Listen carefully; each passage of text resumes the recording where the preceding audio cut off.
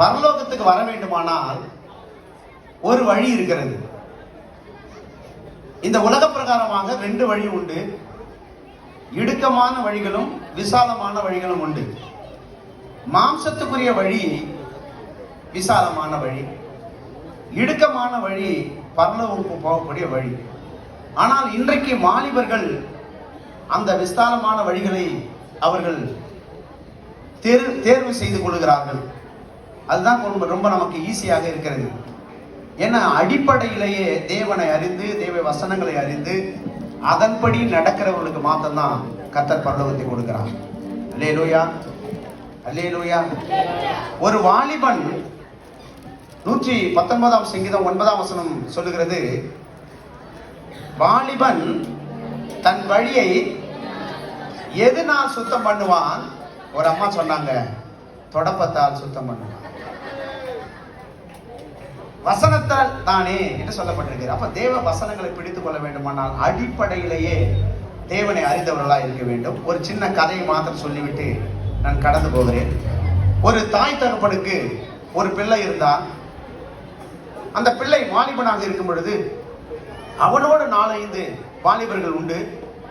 எல்லாரும் அவனுடைய வீட்டிலே ரொம்ப சந்தோஷமாக இருப்பார்கள். ஆனால் இந்த வாலிபனை மாத்திரம் அவனுடைய தாயும் தகப்பனும் அந்த சின்ன பிரயாணத்திலிருந்து வளர்த்தது ஒழுக்கமாக வளர்க்க வேண்டும் என்று சொல்லி வளர்க்க ஆரம்பித்தார்கள். தன்னுடைய வீட்டிலே எங்கெங்க எந்தெந்த பொருளெல்லாம் இருக்கிறதோ, எப்படியெல்லாம் வேதத்தை வாசிக்க வேண்டும், எப்படி ஜெபிக்க வேண்டும் என்று இவனுக்கு அடிப்படையாக சொல்லிக் கொடுத்து வந்தார்கள். ஆனால் அவனோடு இருந்த நண்பர்கள் மாத்திரம், என்னடா எங்க வீட்டுக்கு போனா நான் ஜாலியா இருக்கிறேன், ஆனா உங்க வீட்டுக்கு வந்தா மாத்திரம் செருப்பை எங்க விடணுமோ அங்கதான் விடணும், எந்த இடத்துல பைபிளை வைக்கணுமோ அங்கதான் வைக்கணும், எந்தெந்த பொருட்கள் எங்கெங்க இருக்க வேண்டுமோ அப்படிதான் இருக்க வேண்டும் என்று உங்க அப்பா அடிச்சு வளர்க்கிறாரே, என்னடா காரணம் என்று கேட்டான். அது எனக்கு தெரியாது என்று. அல்லேலூயா. காலங்கள் கடந்தோடினது.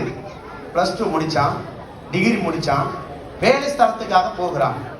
தன்னுடைய தாயும் தகப்பனும் அந்த பிள்ளையை ஒழுக்கமாக கண்ணியமாக எப்படி வேதத்தை வாசிக்க வேண்டும், எப்படி ஜெபிக்க வேண்டும், எப்படி நடக்க வேண்டும் என்று ஒழுங்காக நடத்தி வந்த வாலிபன் ஒரு நாள் வேலைக்கு போகிறான், இன்டர்வியூக்கு. அங்க போனா பெரிய ஹால் இருக்கிறது. அந்த ஹாலுக்குள்ள 50 பேர் உட்கார்ந்து கொண்டு இருக்கிறாங்க. இவனும் அந்த ஹாலுக்குள்ள போய் உட்காருகிறான். உட்காரும் பொழுது அந்த ஹால்ல பாத்தீங்கன்னா அநேக பொருட்கள் சிதறி கிடக்கிறது, அநேக புத்தகங்கள் அங்கே சிதறி கிடக்கிறது. இவன் போனா, இன்டர்வியூக்கு போனா எல்லாத்தையும் வச்சுட்டான். இந்த பொருட்களை எல்லாம் எடுத்து அங்க வச்சுட்டு அவன் போய் தனியா உட்கார்ந்துட்டான். என்ன காரணம்? தன்னுடைய தாயும் தகப்பனும்